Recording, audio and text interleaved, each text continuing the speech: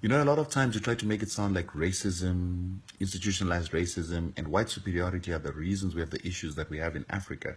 But we fail to hold our own professional blacks, educated black people, and clever blacks accountable for the fact that they've become complicit to a system that benefits white people.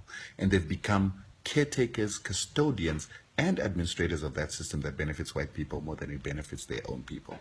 I'll give you a perfect example.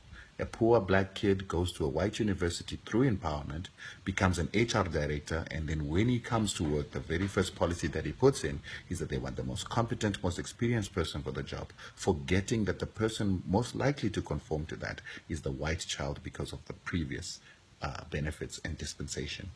You have our economists talking about relaxing tariffs, relaxing our foreign exchange controls.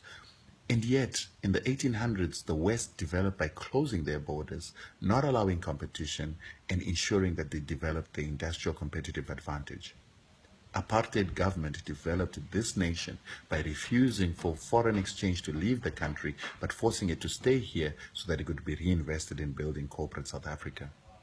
You talk to me about developmental economics and how much we should invest in the right areas, how Africa should build a competitive advantage, but you do not tell us that the West developed by having powerful militaries that came, raped, pillaged, got free labor, free resources, that built the capital base that is now giving the West the competitive advantage that it has.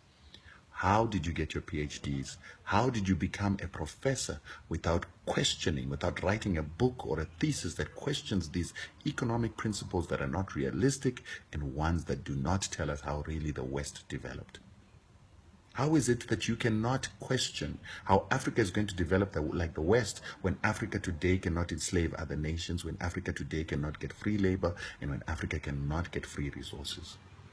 To you, the accountant, you're able to tell me everything from the time value of money. You're able to measure for me the inputs that have been put into a product, and to show me the investment that is invested and the return that is due for that investment. But till today, no accountant has written a book that tells us what is the opportunity cost, what is the loss that Africans have suffered from colonization, slavery, apartheid, and all other forms of oppression that forced us to invest in the West, and what is the return that is due to us. Where are those books? Where are those petitions?